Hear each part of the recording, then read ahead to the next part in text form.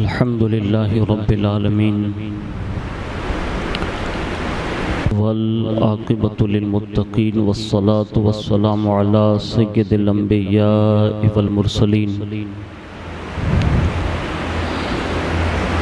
وعلى آله وأصحابه وأزواجه وذرياته وأهل بيته وابنه الغوث الأعظم الجيلاني ومعين الملة والدين والشيخ الإسلام والمسلمين أعلى الحضرة الإمام أحمد رضا وعلى عباد الله الصالحين أجمعين أما بعد فأعوذ بالله من الشيطان الرجيم بسم الله الرحمن الرحيم إنا أعطيناك الكوثر فصل لربك وانحر إن شانئك هو الأبتر وقال النبي صلى الله تعالى عليه وآله وسلم سنة أبيكم إبراهيم صدق الله مولانا العظيم وبلغنا رسوله النبي الأمين المختار الكريم ونحن على ذلك لمن الشاهدين والشاكرين والحمد لله رب العالمين. آئیے سب سے پہلے مذہب اہل سنت والجماعت یعنی کہ مسلک اعلیٰ حضرت کے قدیم دستور کے مطابق ہم سب کے آقا و مولا حضور سراپا نور سیدنا محمد رسول اللہ صلی اللہ تعالیٰ علیہ وآلہ وسلم کی بارگاہ پر نور میں درود و سلام کی نظریں پیش کر لیں. اللہم صلی علی سیدنا مولانا محمد معدن الجود والکرم وعلی آلہ وصحابہ وبارک وسلم. صلاة و سلام علیک یا رسول اللہ صلی اللہ تعالیٰ علیہ وآلہ وسلم. نبی اور آل نبی پر ایک بار اور محبت سے جی لگا کر درود شریف پڑھ لیں. اللہم صلی علی سیدنا مولانا محمد معدن الجود والکرم وعلی آلہ وصحابہ وبارک وسلم. صلاة و سلام علیک یا رسول اللہ صلی اللہ تعالیٰ علیہ وآلہ وسلم. حصول برکت اور نجات کے لیے ایک بار اور درود شریف کی نظر پیش فرما لیں. اللہم صلی علی سیدنا مولانا محمد معدن الجود والکرم وعلی آلہ وصحابہ وبارک وسلم. صلاة و سلام علیک یا رسول اللہ صلی اللہ تعالیٰ علیہ وآلہ وسلم. امام عشق و محبت اعلیٰ حضرت عظیم البرکت مجدد دین و ملت الشاہ امام احمد رضا خان فاضل بریلوی علیہ الرحمت و رضوان بارگاہ رسالت مواب صلی اللہ علیہ وسلم کی طرف اشارہ کرتے ہوئے عرض گزار ہیں اور تمام عاشقان رسول کو حضور صلی اللہ علیہ وسلم کی طرف جو ہے راغب کرنے کی سعی فرماتے ہیں. عرض کرتے ہیں کہ فرقے گلی گلی تباہ ٹھوکریں سب کی کھائیں کیوں. فرقے گلی گلی تباہ ٹھوکریں سب کی کھائے کیوں. دل کو جو عقل دے خدا تیری گلی سے جائے کیوں. دل کو جو عقل دے خدا تیری گلی سے جائے کیوں. اور کہتے ہیں کہ رخصت قافلہ کا شور غش سے ہمیں اٹھائے کیوں. رخصت قافلہ کا شور غش سے ہمیں اٹھائے کیوں. سوتے ہیں ان کے سائے میں کوئی ہمیں جگائے کیوں. سوتے ہیں ان کے سائے میں کوئی ہمیں جگائے کیوں. اور کہتے ہیں کہ بار نہ تھے حبیب کو پالتے ہی غریب کو. بار نہ تھے حبیب کو پالتے ہی غریب کو. روئیں جو اب نصیب کو چین کہو گوائیں کیوں. اور یاد حضور کی قسم غفلت عیش ہے ستم، یاد حضور کی قسم غفلت عیش ہے ستم، خوب ہیں قید غم میں ہم، کوئی ہمیں چھڑائے کیوں، کوئی ہمیں چھڑائے کیوں، اور دیکھ کے حضرت غنی پھیل پڑے فقیر بھی، دیکھ کے حضرت غنی پھیل پڑے فقیر بھی، چھائی ہے اب تو چھاؤنی، حشر ہی آ نہ جائے کیوں۔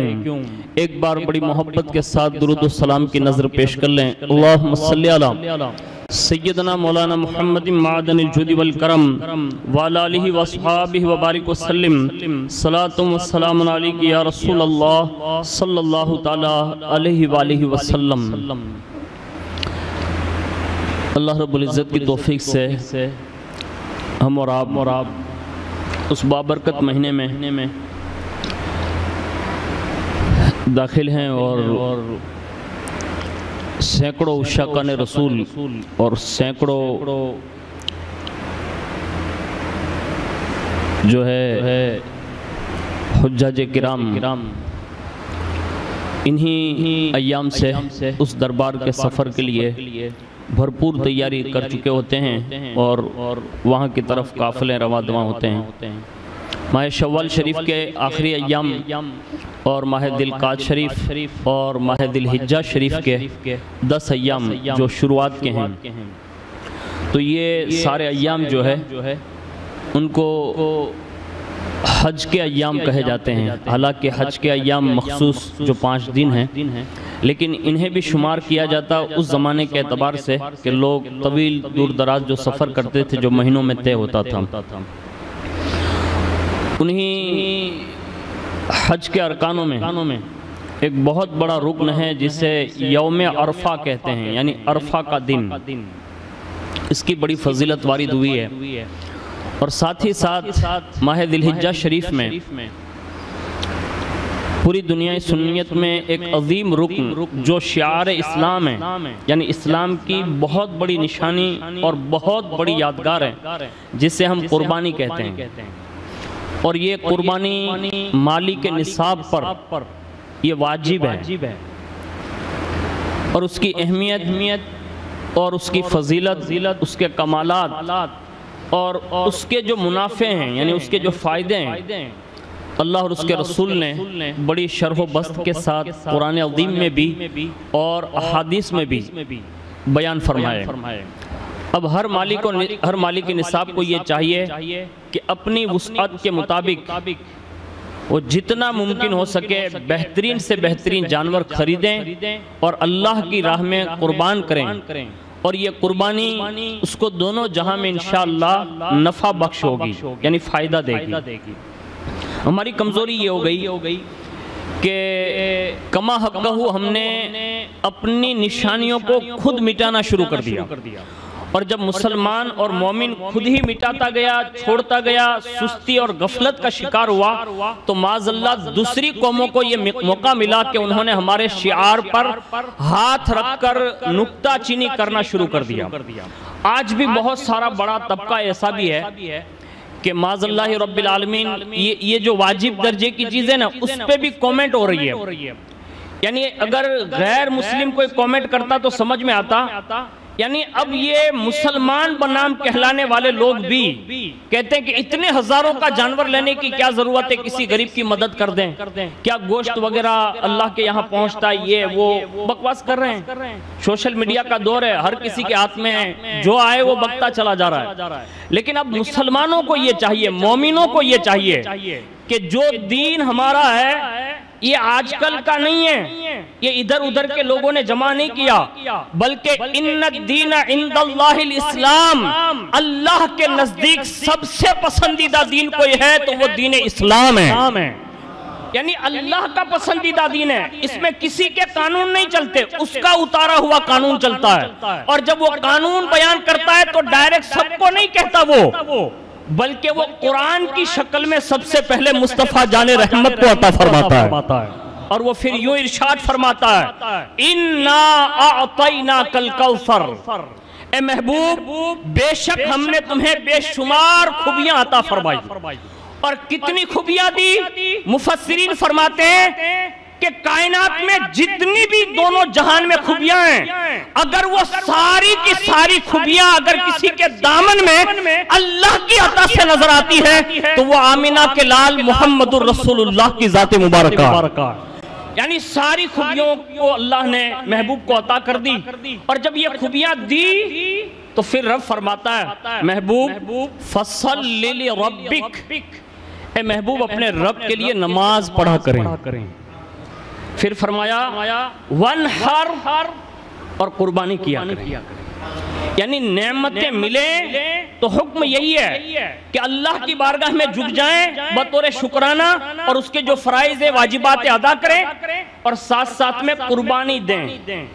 اب یہ قربانی ہر زمانے میں ایک طریقہ کار رہا اس کا، اور ہر زمانے میں ہوتی رہی. اور ہمارے یہاں جو اس وقت ہم اور آپ جو قربانی ادا کرتے ہیں تو یہ اس کی بھی مطلب وضاحت حضور نے اپنے ظاہری دور میں یوں ارشاد فرمائی. حضرت زید بن ارقم رضی اللہ تعالیٰ عنہ سے مروی ہے، وہ فرماتے ہیں کہ حضور صلی اللہ علیہ وسلم سے صحابہ کرام علیہم رضوان نے عرض کیا کہ یا رسول اللہ یہ قربانیاں کیا ہے جو اللہ فرماتا ہے کہ قربانی کیا کرو، تو یہ قربانیاں ہے کیا؟ تو اللہ کے پیارے حبیب صلی اللہ علیہ وسلم نے یوں ارشاد فرمایا یہ تمہارے باپ حضرت ابراہیم علیہ السلام کی سنت مبارکہ ہے. یہ حضرت بابا خلیل علیہ السلام کی سنت ہے. اور پھر فرمایا کیا اس سے انہوں نے عرض کیا صحابہ نے کیا اس سے ہم کو ثواب ملے گا؟ تو حضور صلی اللہ علیہ وسلم نے ارشاد فرمایا کہ ہر بال کے بدلے ایک نیکی ہے.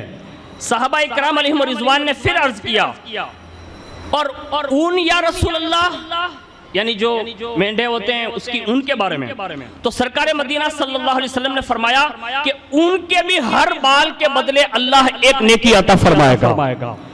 یہ حضور صلی اللہ علیہ وسلم نے قربانی کا ثواب ارشاد فرمایا.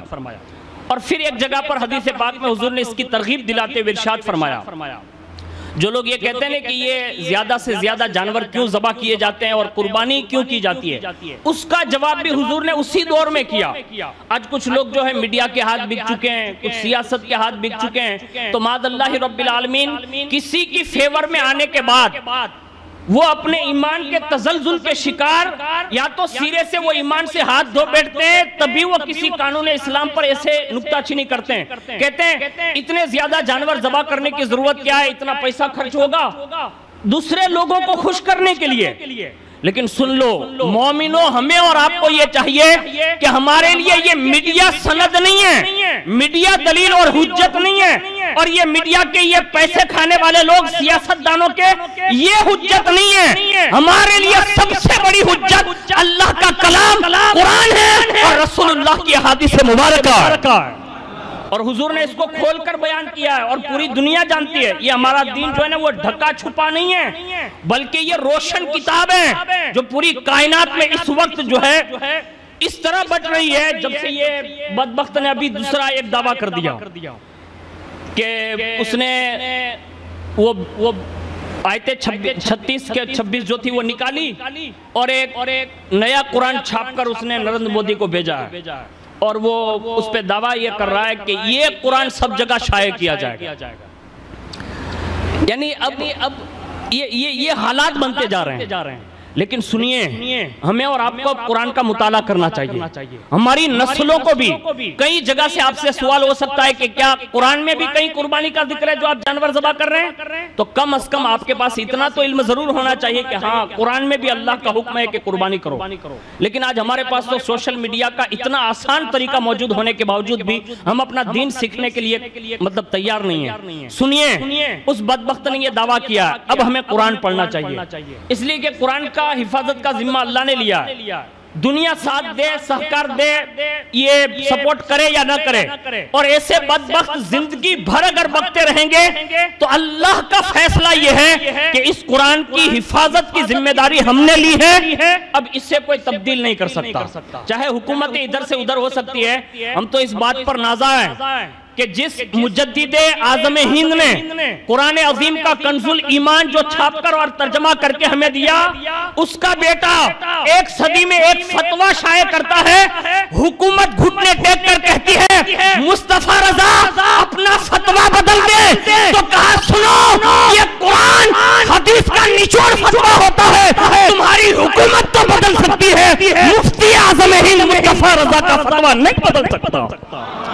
ارے جب مجدد اعظم ہند کا ایک بیٹا اپنا فتویٰ نہیں بدل سکتا تو کیا خدا کا نازل کردہ کیا قرآن بدلا جا سکتا ہے؟ نہیں۔ لیکن اب تمہیں جاگروت ہونے کی ضرورت ہے، خالی جمعہ پڑھنے والوں اپنے بچوں کو اب دین پڑھاؤ، تھوڑا قرآن سکھاؤ۔ اب تو ہر چیز آسان ہے اور دنیا اس پر تقاضا کر رہی ہے کہ مسلمان قرآن سیکھیں۔ ہم نے اور آپ نے اپنا دین چھوڑ دیا۔ سنیے رسول اللہ نے قربانی کی فضیلت کیا بیان کی ہے۔ حضرت عائشہ صدیقہ سے مروی ہے، رسول اللہ نے ارشاد فرمایا کہ قربانی کے 10 دنوں میں یہ کام ہم زیادہ یہ کیوں کرتے ہیں؟ سنیے، فرمایا قربانی کے دنوں میں ابن آدم کا کوئی عمل خدا تعالیٰ کے نزدیک قربانی کرنے سے زیادہ پیارا نہیں ہے۔ یعنی اللہ کے نزدیک قربانی کے دنوں میں سب سے پسندیدہ عمل یہ ہے کہ بندہ قربانی کرے۔ آج ہمارے یہاں کترا رہے ہیں لوگ، آنکھیں دکھا رہے ہیں، اللہ کے لیے اپنی آنکھیں کھولیے اور اپنے دین کی جو شعار ہے یعنی نشانیاں ہیں اس کو زیادہ سے زیادہ شیئر کیجئے اور باقاعدہ اسے انجام دیجئے تاکہ آنے والی نسلوں کو یہ پتا چلے، ورنہ یوپی، بنگال، بہار اور دیگر جو مطلب یہ علاقے ہیں وہاں آج بھی یہ قانون بپا کیا جا رہا ہے کہ قربانی کرنے کی اجازت نہیں دی جا رہی ہے۔ اگر ہم نے اور آپ نے ہوش کے ناخن نہیں لیے اور اپنا دن خود سمجھ کر عمل پیرا نہ ہوئے نا تو ایک وقت وہ بھی آئے گا کہ بہت ساری چیزوں پر آپ پر پابندیاں لگا دی جائے گی۔ اس لیے قربانی ذوق سے کریں، اللہ نے مال دیا ہے آپ ضرور کریں، اور اگر کوئی مالک کے نصاب نہیں ہے ایسے بھی کرنا چاہتا ہے تو اس کے لیے نفع بخش ہے، اس کو ضرور کرنا چاہیے۔ اور آگے سنیے، پھر فرمایا وہ جانور جو بندہ قربانی کرتا ہے، حضور فرماتے ہیں کہ قیامت کے دن اپنے سینگوں، بالوں، کھروں کے ساتھ آئے گا اور قربانی کا خون زمین پر گرنے سے پہلے اللہ تعالیٰ کے نزدیک مقام قبولیت تک پہنچ جاتا ہے۔ یہ حضور نے اس کی فضیلت بیان کی ہے۔ اب سب سے گزارش ہے جو بھی مالک نصاب ہیں وہ بھی کوشش کریں، پوری کوشش کریں کہ اللہ کے لیے قربانی کریں، اور جو مالک نصاب نہیں ہے لیکن وسعت رکھتا ہے کہ وہ کر سکتا ہے۔ اب ہمارے یہاں یہ سسٹم بنی ہوئی ہے کہ سامنے ایسے دکھنا چاہیے کہ 7.5 تولہ ایسے سونا پڑا ہوا ایسے اور 52.5 تولہ ایسے چاندی۔ اب لوگ اسی کشمکش میں کہ اتلو بدو تو اپنی پہنے کیا چھید۔ اب میں آپ سے ایک آسان بات بتا رہا ہوں، یہ جو نصاب بیان کیا گیا نا اب اس میں بہت ساری چیزیں داخل ہیں جو ہم اور آپ غافل ہیں اور ہمیں پتہ تک نہیں ہے۔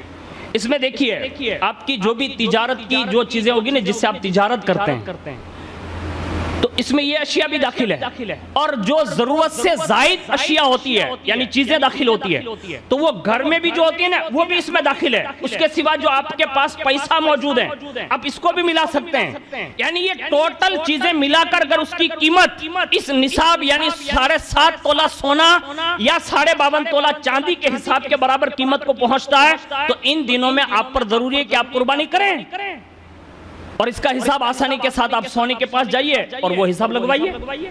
آپ کے پاس ہوتے ہوئے بھی ہم غفلت میں رہ جاتے ہیں، اور 4-5 بھائی ہوتے ہیں کہ موٹا بھائی کر دی تو ننگ اللہ یہاں تھی آوی جائے ہم یہ نت کر بھی، ایسا نہ کریں۔ اگر آپ مالک نصاب ہیں اللہ نے آپ کو وسعت دی ہے ضرور قربانی کریں۔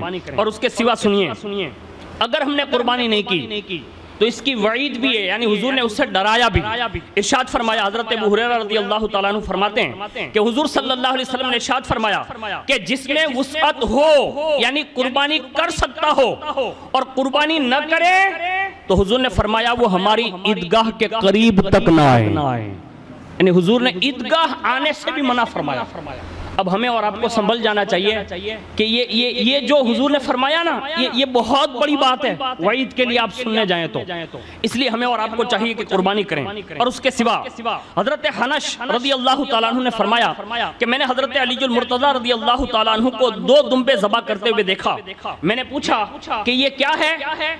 تو انہوں نے فرمایا کہ رسول اللہ صلی اللہ علیہ وسلم نے مجھے وصیت فرمائی ہے کہ میں سرور عالم صلی اللہ علیہ وسلم کی جانب سے قربانی کیا کروں، تو میں دوسرا دمبا حضور صلی اللہ علیہ وسلم کی جانب سے قربانی کر رہا ہوں. یعنی ایک اپنی طرف سے بھی کرتے اور ایک رسول اللہ کی طرف سے بھی کرتے، یعنی حضور نے اس کی وصیت بھی فرمائی. اب ہمیں اور آپ کو تو حضور کا ہی عمل سب سے بہترین دلیل ہے. ہمیں اور آپ کو یہ چاہیے کہ اس معاملے میں تھوڑی توجہ دیں، اس لیے کہ جب ہمیں دوسروں کا خیال کر کے کہ بھائی اما تو ایک بھی جانے کھوٹو لگی جائے نا، اما تو اپنے پکچر میں آوی جاؤں نے، اما تو پکڑائی جاؤ، وہ خوف نہ رکھیں.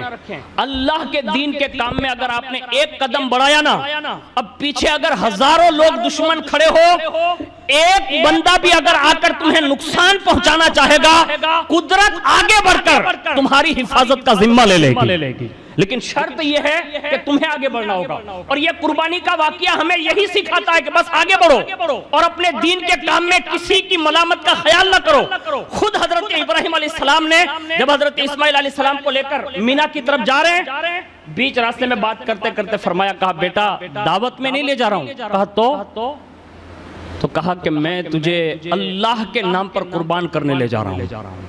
یعنی سگے باپ نے جوان بیٹے کو یہ جملہ کہا میں تجھے ذبح کرنے لے جا رہا ہوں. کیا تربیت کا انداز رہا ہوگا ماں اور باپ کا. اس وقت کا جوان جسے حضرت سیدنا اسماعیل علیہ السلام کہتے ہیں، عرض کرتے ہیں کہ بابا آپ کو جو اللہ نے حکم دیا ہے وہ آپ کریں، مجھے انشاءاللہ صابرین میں سے پائیں گے. یعنی انہوں نے پیچھے ہٹ نہیں کی. یعنی خود کی جان دینے کی بات تھی، وہاں دنبا نہیں تھا بھی، خود کی جان کی بات تھی، پھر بھی وہ پیچھے نہیں ہٹے. شیطان نے لاکھ کوشش کی، ماں باپ کو بھی ورگلانے کی کوشش کی، بیٹے کو بھی ورگلانے کی کوشش کی، لیکن انہوں نے شیطان کو دھتکار دیا اور اللہ کے نام پر اپنے سگے بیٹے کی گردن پر چھری رکھنے کے لیے تیار ہو گئے. اور اللہ نے مدد کیسی فرمائی؟ کیونکہ خواب سچ کر کے دکھایا نا ابراہیم علیہ السلام نے، تو اسی وقت اللہ رب العزت نے حضرت جبریل کہتے ہیں جنت سے دمبا لا کر اسماعیل کو ہٹا کر دمبا رکھوایا اور دمبا ذبح ہوا. یہ یادگار ہے جو ہمیں ہر سال ریپیٹ کی جا رہی ہے، لیکن اس میں ہمارے ہمت اور حوصلے بڑھانے کے سبق ہیں، اس میں درس ہے. مومنوں کو یہ چاہیے کہ ان واقعات کو سن کر خالی ادھر سے ادھر نہ کریں، ایک دوسروں کو ترغیب دلائیں. آپ جانتے ہیں آپ کے بھائیوں میں کون مالدار ہے، اچھی طرح لوگ جانتے ہیں کہ آپ کے دوستوں میں کون مالدار ہے. آپ اس کو رغبت دیں اس معاملے میں، اس کو معمولی نہ سمجھیں. یہ بہت بڑے فائدے والی چیز ہے جس کو ہم تصور نہیں کر سکتے. ایک ایگزامپل اور آسانی سے دے دوں. ابھی یہ طوفان جو آیا نا جعفر آباد کی سرزمین پر، یہ سمندر جو ہے وہ بیٹ تک مطلب آ گیا تھا اور کافی لوگوں کی جانیں بھی گئی، کافی نقصانات بھی ہوئے. ایک ایگزامپل، سمندر ہو، دریا ہو، ندی ہو، اس میں اگر ڈوبنے والے کو اگر سواری مل جائیں، یعنی تھوڑا سا سہارا مل جائے، اگرچہ وہ کسی کشتی کا تختہ ہی مل جائیں، اب اس کے لیے کتنی آسانی ہوتی ہے. یعنی سمندر میں ڈوبنے والا سہارا تلاش کرتا ہے کہ اس سہارے میں کنارے پہ پہنچ جاؤں، قربان جائیں. اللہ کے پیارے حبیب نے ہمیں یہ قربانی کی ترغیب دلا کر ہمارے لیے یہ بھی آسانی کر دی کہ قیامت کے دن پلسرات سے ہر کسی کو گزرنا ہے، لیکن جو میرا امتی قربانی کرتا ہوگا تو یہی وہ جانور لایا جائے گا اور اس پر سوار کر کے اسے پلسرات پار کرا دیا جائے گا. اب اس سے بڑی مطلب رغبت اور کیا ہو سکتی ہے کہ قیامت کے وہ بھیانک دن جس کو کہتے ہیں جہاں ہولناک کیا ہی ہولناک کیا ہے، جہاں ہیبت ہی ہیبت ہے، وحشت ہی وحشت ہے، جہاں کوئی کسی کا پرسان حال نہیں اور بڑے بڑے لوگ پل صراط پر قدم رکھنے سے تھرا رہے ہوں گے. امام کہتے ہیں آہ وہ راہ صراط، بندوں کی کتنی بساط، المدد رہنما تم پہ کروڑوں درود. یعنی بڑے بڑے لوگ بھی پل صراط پار کرنے سے گھبرا جائیں گے.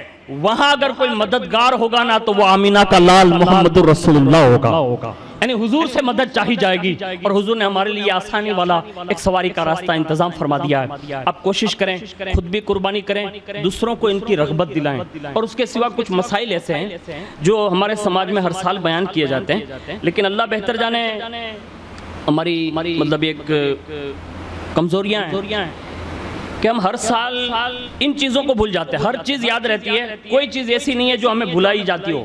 یعنی دنیا لیول پہ ایسی کوئی چیز نہیں جو ہم اخبار میں نہ پڑھ لیتے ہو یا کسی نیوز میں نہ سن لیتے ہو. یعنی ہر وہ چیز جو دنیا لیول پر ہے نا وہ ہمیں معلوم ہے، لیکن دین کے معاملات میں ہم اور آپ بہت پیچھے چلے گئے. اس لیے یاد رکھیں قربانی کے کچھ ضروری مسائل ہیں. اس کو اگر اللہ توفیق دیں دل کے کانوں سے سنیں اور اس کو لے کر جائیں اور اپنے دل و دماغ میں بٹھا کے جائیں. سمجھ میں نہ آئے تو کسی معتبر مفتی صاحب سے اس کو ضرور پوچھ لیا کریں. نمبر ایک, جو مالک نصاب اپنے نام سے ایک بار قربانی کر چکا ہے اور دوسرے سال بھی اگر وہ مالک نصاب ہے تو پھر اسے اپنے ہی نام کی قربانی کرنا واجب ہے. آج ہمارے یہاں ایک سسٹم بنی ہوئی ہے جو اکثر لوگ, حالانکہ جس کو ہم اور آپ یوں سمجھنے کہ یہ بہت سمجھدار آدمی ہیں, وہ بھی یوں مطلب مشاہدات ہے میں نے کانوں سے سنا کہ حضرت پہلی بار قربانی کر رہا ہوں تو حضور کے نام, اور دوسرے سال بھی اگر وہ کرتا ہے تو کہا یہ غوث پاک باپو کے نام, اپنے نام نہیں کر رہا ہے.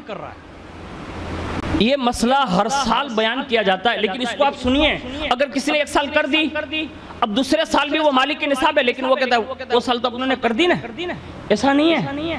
آپ کو پھر یہ قربانی کرنا واجب ہے, اور یہی حکم ہر سال ہے. اگر آپ مالک کے نصاب ہر سال ہے تو ہر سال آپ کو قربانی کرنا واجب ہے, اس میں کوئی باندھ چھوڑ نہیں ہے, اس کو یاد رکھ لیں. دوسرا سنیں, اگر کوئی صاحب نصاب اپنی طرف سے قربانی کرنے کی بجائے دوسرے کی طرف سے کر دے اور اپنے نام سے نہ کرے تو فرمایا وہ سخت گنہگار ہوگا. اب آپ دوسرے کے نام سے دادا جو بھی دادی یا جو بھی ہے کسی کے نام سے کر دی, اپنے نام سے نہیں کیا, حالانکہ آپ صاحب نصاب ہیں, تو آپ تو گنہگار ہی رہے, ابھی آپ کا یہ واجب گیا نہیں ابھی. اس لیے ہمیشہ یاد رکھیں آپ مالک نصاب گھر میں جو بھی بندہ ہو آپ اس کا مطلب ٹارگٹ لگائیں اور اس حساب سے وہ قربانی کریں. اس سے سنیے, لہذا اگر دوسرے کی طرف سے بھی کرنا چاہتا ہے تو فرمایا وہ دوسرا قربانی کا جانور لے کر اس کی طرف سے اور کریں, یعنی اسی جانور سے نہیں. اب ہمیں اور آپ کو اللہ نے بڑی وسعتیں دی ہیں اور آسانیاں بھی دی ہے, جیسے بکرا ہے تو ظاہر سی بات ہے کہ مالک نصاب وہی کر دیں. اگر آپ مطلب دوسرا جانور یعنی بکرا نہیں لے سکتے یا دوسرا کوئی بڑا جانور نہیں لے سکتے تو کم از کم چند لوگ مل جائیں, اس میں جو حصے ہوتے ہیں تو اس میں حصہ لگوا لیں. اس سے بھی ہمارے یہاں آسانیاں پیدا کر دی کہ لوگ مطلب اس چیز کو بہت الگ انداز سے دیکھ رہے ہیں, تو یہ بھی آسانی کر دی. ہمارے یہاں تحریکیں, تنظیمیں, ہمارے یہاں جو ادارے چل رہے ہیں, خاص کر کے الحمدللہ اونا کا ہی ٹرسٹ ہر سال حصے والی قربانی, یہ اپنے سوشل میڈیا کے ذریعے دیکھا ہوگا, تو آپ سے گزارش ہے کہ کم از کم اس سے ہی حصہ لے کر اپنی قربانی ضرور ادا کریں. یہ ضروری مسائل ہیں جو میں نے آپ کے سامنے ابھی پیش کیے. اور دوسری بات سنیں, بعض لوگوں کا یہ خیال ہے جو ہر سال ریپیٹ ہوتا ہے, لیکن یہ آپ کی یادداشت کے لیے, کہ اپنی طرف سے زندگی میں صرف ایک بار قربانی کرنا واجب ہے. یعنی لوگوں کا صرف یہی خیال ہے کہ ایک بار قربانی کر دی بات ختم ہو گئی. یہ شرعاً غلط ہے اور بے بنیاد ہے, اس لیے کہ مالک نصاب پر ہر سال اپنے نام سے قربانی کرنا واجب ہے. اس لیے کبھی بھی یہ خیال بے بنیاد ہے, اس کو کبھی نہ لائیں بلکہ قربانی ادا کریں. تیسری بات سنیں, دیہات میں یعنی جو گامڑے ہوتے ہیں, دیہات میں 10ویں ذی الحجہ کو صبح صادق کے بعد ہی سے قربانی کرنا جائز ہے, لیکن مستحب یہ ہے کہ سورج طلوع ہونے کے بعد قربانی کریں. شہر میں یعنی جو سٹی ہوتا ہے جس کو ہم تعلقہ یا قصبہ بولتے ہیں بڑا, تو فرمایا کہ شہر میں نماز عید سے پہلے قربانی کرنا جائز نہیں.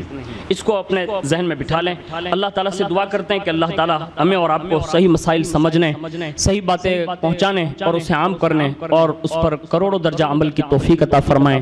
وما علینا الا البلاغ. السلام علیکم.